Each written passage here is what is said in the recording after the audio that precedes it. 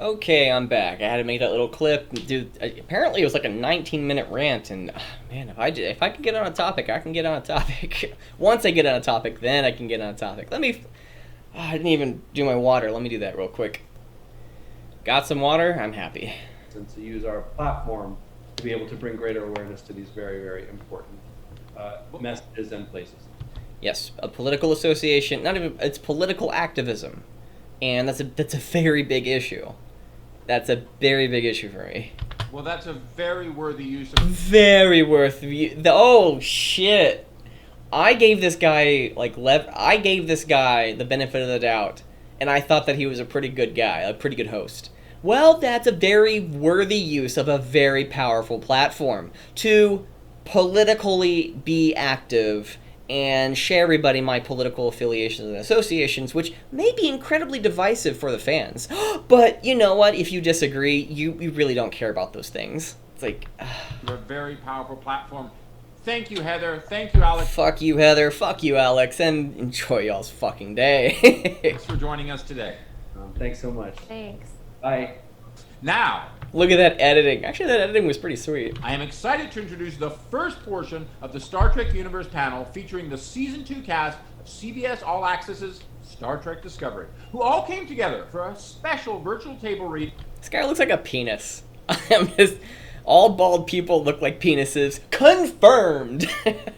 Of the first act of the epic Season 2 finale, Such Sweet Sorrow Part 2. So be sure to stick around after this virtual reading because the Why? I don't want to do this, but you're forcing me to do so. cast are going to do a Q&A. And now, without further ado, here is the Star Trek Discovery executive producer and co-showrunner, Michelle Paradise, to kick things off.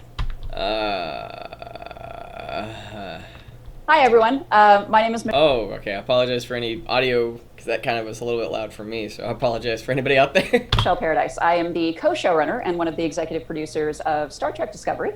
And thank you for joining us today. In honesty, I've never seen the actual show, Star Trek Discovery. I've heard that it's not the original Star Trek. That kind of sucks. It actually retcons. It's its own different universe, which I hate. I mean, Batman, there's so many versions of Batman, it kind of gets tiresome. There's actually better versions of Batman I prefer. And I guess that's kind of like one great thing, but they've said it so many times, there's no continuity to his character, that it's hard to stay true with who Batman is, and that's a big issue for me. It's like, stay true with who the character is. With Batman, they've done it. Green Lantern? With Superman? Most of them they have, but it's just the... I want some continuity here. Today, as we do a virtual table read of Act 1 of our Season 2 finale, Such Sweet Sorrow Part 2. Yay. Because it was a two-part finale. It was that epic. I've never heard of a 2-part finale ever in a TV show. It's so epic.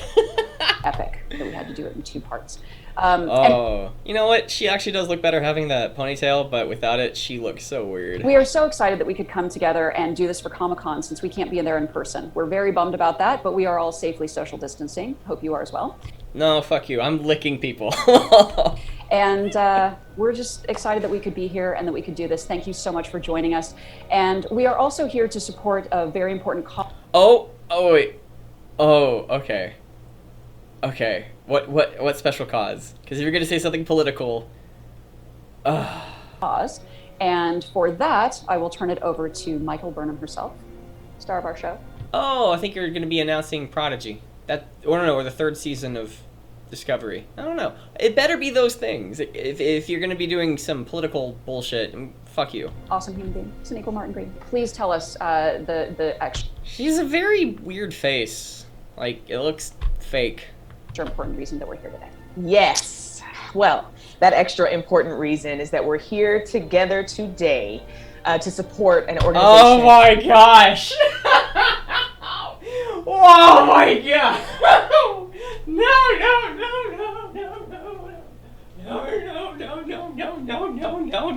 No. Really? Oh, I was so wanting it to be some bullshit Star Trek Discovery announcement. But no, we have to be politically active in AACP legal defense for, let me guess, Black Lives Matter? Known as the NAACP Legal Defense An Education Fund. Okay, let's read this. Support the NAACP Legal Defense and Educational Fund. Let me actually look up the NAACP. Educational Fund. Let me tell you how ignorant I am politically on some things. I didn't know what the NAACP stood for. Usually when it's an acronym, I just roll with it. For an example, I was in the military, and there's an ATV. Never understood why they called that, what they called it as. I never cared. It was, okay, that's an ATV. I don't have to question anymore. It's above my pay grade. The NAACP, the National Association for the Advancement of Colored People, where's the advancement of non-colored people? Oh, fuck. It's like, it's a racist organization. Yeah. It's like, it's everyone but white people. Go fuck yourself, NAACP, for excluding me from any and all good activities you could be doing to be helping me. But because of my different skin color, will you help me in a specific endeavor? Oh, I'm not colored? I can't use that? Well, let's reverse it. Oh, I can't use that organization because I'm colored? Oh, that would sound horrible, but because I'm white. What does white even mean? Go fuck yourself, NAACP. Go fuck yourself. Is America's premier legal organization fighting for racial justice. Racial justice? Okay, justice or special justice? Like, it sounds like special justice, because if you have to include, like, okay, skin color, there's no need to add any specific skin color. Just say skin color. Or ethnicity. You don't have to add any specific ethnicity. Just say ethnicity. It covers all of it. It's like equality. You just say equality.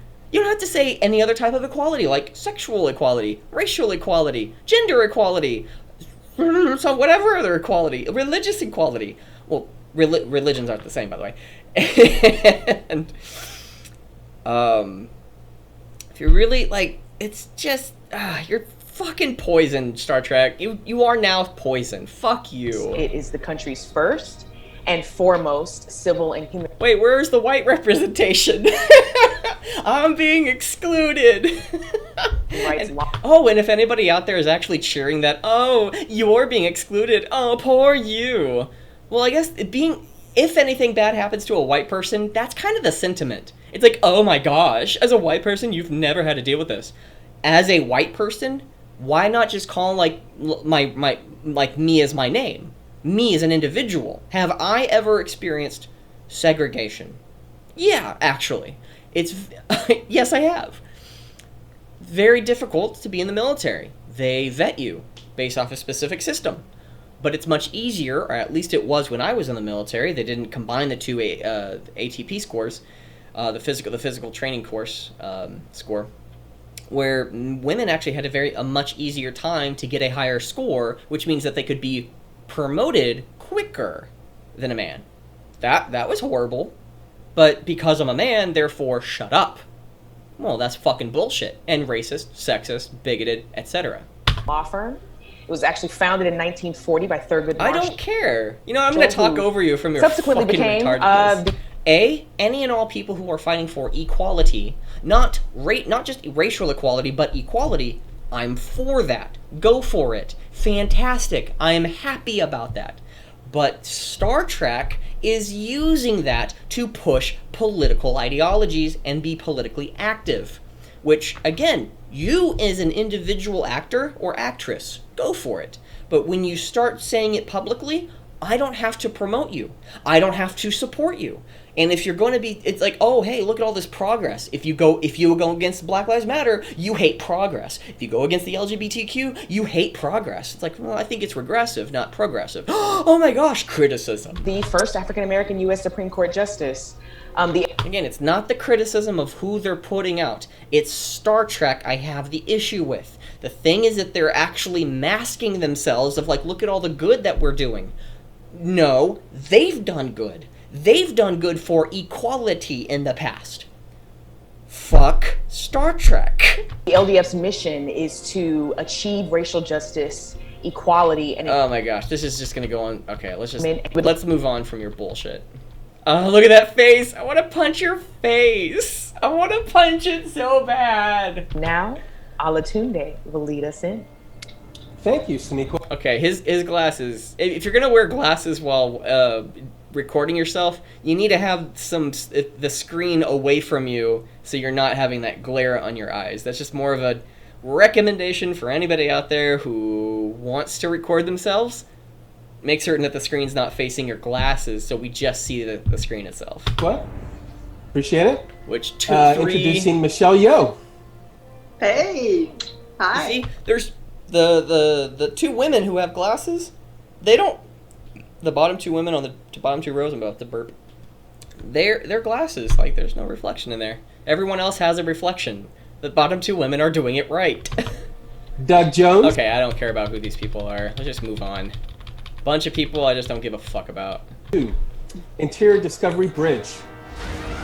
Red alert, whipping from Saru to the con to Oo at her console.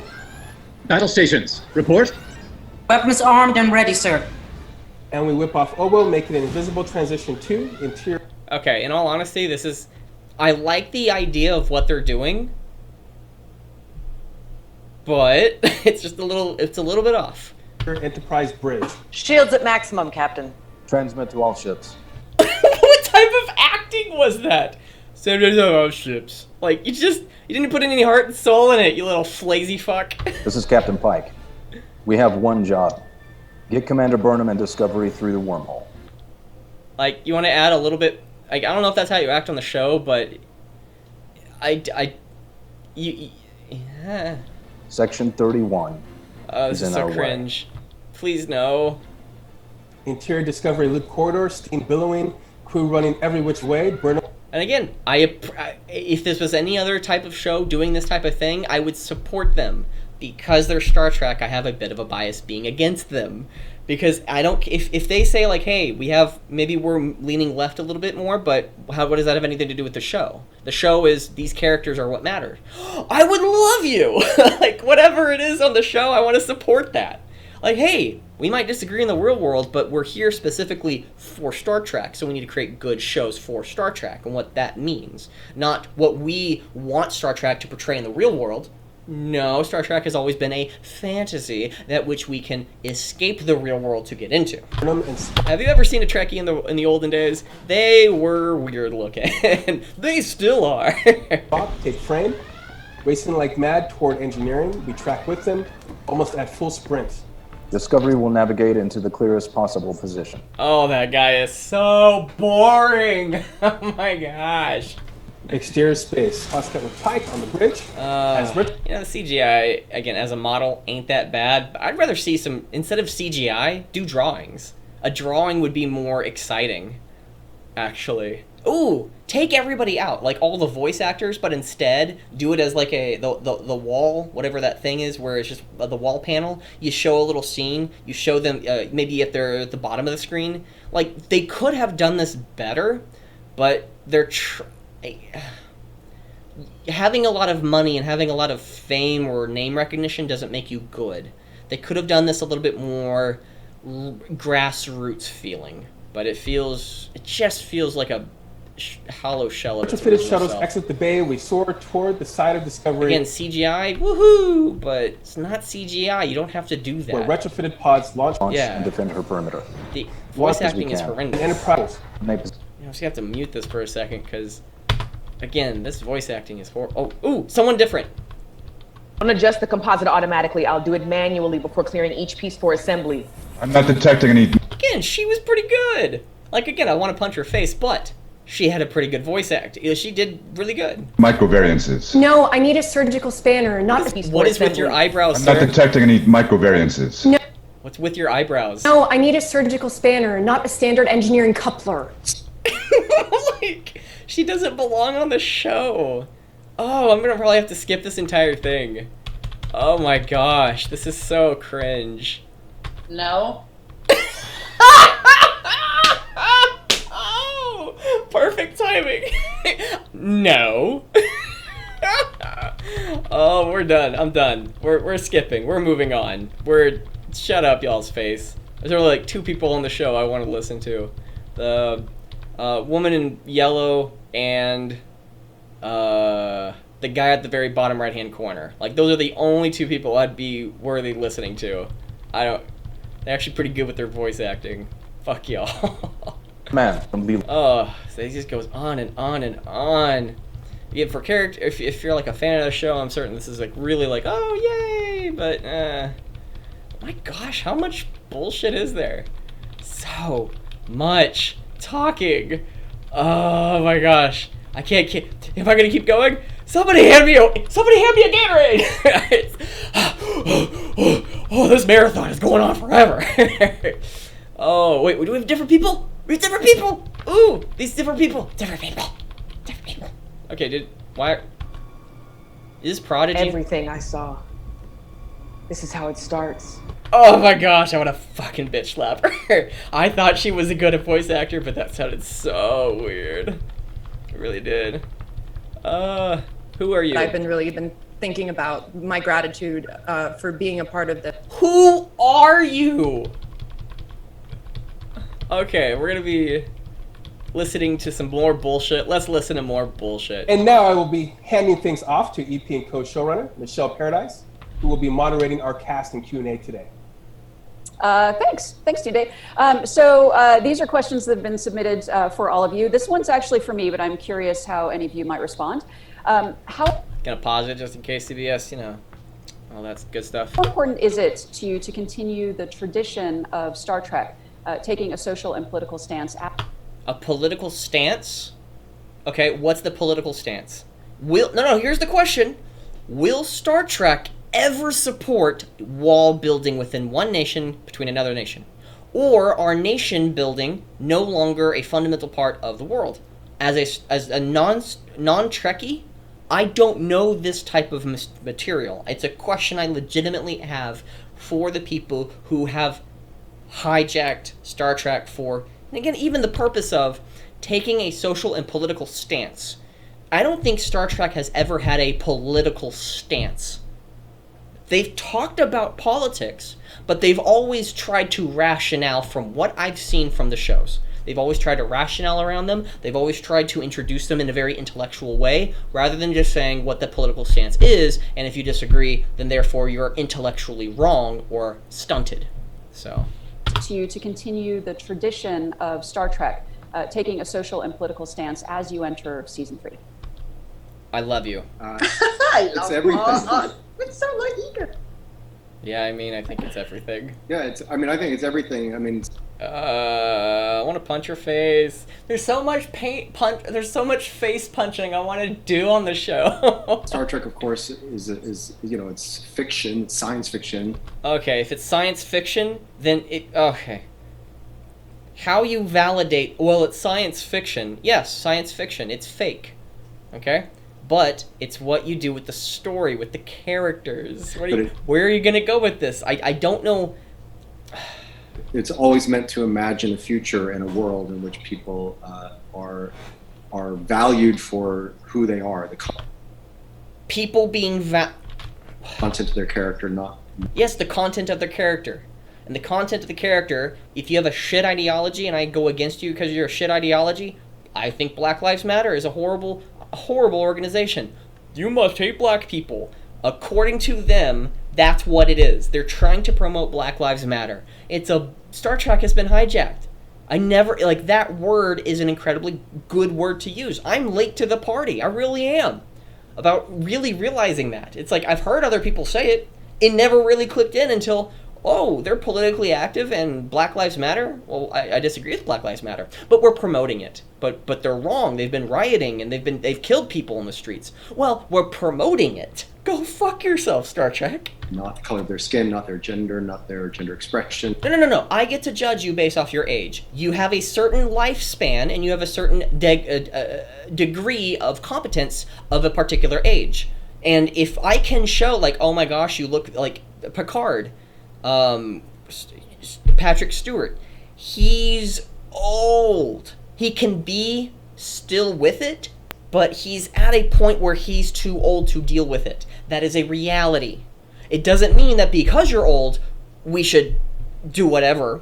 It's that we can recognize certain things that are real about your age. There are certain things real about your sex and gender. That should we judge you based off of that without knowing anything about it? No. There's a certain reality that comes with your sex, your gender, your skin color per se. Because as for an example, if there's a black family in my neighborhood who I've never met them. I've always just like waved to them, but they have 5+ pit bulls tied with strings to trees in their backyard. Their grass, they keep their grass and their yard incredibly unkept. Their mailbox is somewhat destroyed and leaning over. They have phenomenal cars. Like, their cars do not match the value of their home. They have rims on their cars. It's like, wow, that's very stereotypical. Oh, that's racist. I'm just looking at it. I'm like, wow, really? Like, I'm not even. If they came out with some watermelon and some purple drink, I'd be like, huh. I want to take a picture of this. This is amazing. But it's. Again, there's a value, there's a judgment. If a white guy just came out down the street and be like, hey, yo, started like cursing out everybody like, hey, yo, and did some like rapping or something, like, wow, that sounds very black. It's not black because the majority of black people probably listen to rap. And it's like, well, that's racist. That's racist. How can it be racist if it's statistically true? It's like, I don't have those statistics. I don't. But there's a statistic. Maybe I'm burying myself here. Oh, that'll happen when you talk for a bit. Let's keep going. But again, to get back to the point, there are certain realities that come with certain immutable characteristics.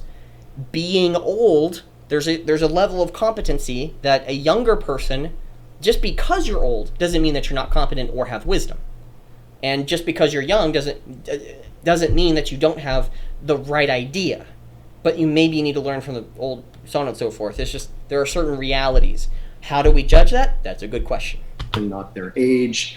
And, in this explosive time, it seems more resonant now than ever that we help shine a light on all of those issues. Or we go past those events and say, I don't fucking care about your race. I don't care about your skin color. I don't care about your ethnicity. I don't care about your water level in your body, how hydrated you are. Let's just pick a characteristic. Your blood type. I don't care. You don't care. You're evil. And it's not always doing it it's not shining a light like super vividly all the time. It's part of the fabric of it, and that by itself is leading the way, I think. Yeah. What is that woman with the bottom, second of the right-hand side, the redhead? It looked like she just woke up. Her hair is atrocious. I think what I'm grateful for is the fact. Oh, do we have to go through every single person, what they're grateful for? Just say 2-3 people and move on. That Star Trek has always been this aspiration for our society, for our I would agree. Country, that it has always set a goal, and that it's been our job to help. Ooh, okay. I mean, it's not bad, but it's our job to create that, which I would agree. It's your job to create a Star Trek that is Star Trek. But the issue is that it's a fine line. You're crossing a fine line. You're not jumping over it, but you definitely have your toe in the water. It's our job to create that future that people in our world can look to as to where we need to go. A responsibility to be politically active. And I'm like, whoa. Create good Star Trek, and Star Trek comes from the characters created. That's the whole point. If your basis is whatever the current political thing is, okay, in what's the Lower Decks, Star Trek Lower Decks, they make the one white character on the show, a fucking bitch. He's a cunt, SJW millennial. He's dyed hair, weak. They don't make him strong. They really don't. He's like, oh my gosh. It's like, you don't have to be strong, but again, some level of competency to even becoming a member of the lower decks. Some level of competency, some level of strength, but he's an absolute bitch boy. Gosh. Again, it's one of those things that if we want to go down to looking at skin color, that would be something that I'd be caring about. Something that I kind of been caring about, but it's like at the same time, I don't care. But again, when you start talking about skin color, can I start talking about skin color and the representation you've done on the show? It's okay. You're white. You have many other shows. Oh, no. Regardless of the other shows, what is the representation of this show? Well, let us make you into a bitch boy. Oh, wait, I identify with the character because of my skin color? Wait a second. Yeah, and that's the dialogue I hate to bring up. Sometimes my brain goes down that path. I hate it. I absolutely hate it. Because what matters is your character. Jon Stewart from the Green Lantern from Justice League. Jon Stewart, I think the second or third iteration of Green Lantern, he's black. The best part about him was that he had a military background. I've always resonated to that. I loved that character pretty much because of that. I've been in the military and still identify with Jon Stewart because just because of his straight and arrow, making his bed every single morning. He's by the books, by the rules type of guy. And he has some difficulties of being that person, and you get to see that unfurl interacting and relating with certain people. And it's interesting. They've had an interracial relationship with Hawkgirl. Guess what? The whole point of that was it was interracial, but the most important part with the characters themselves, I never cared about that. But now I'm supposed to care about that type of thing, and that's what I really hate. It's like it had nothing to do with your fucking skin color. It's that they were man and woman, fucking different worlds, legitimate different worlds, and that was so great.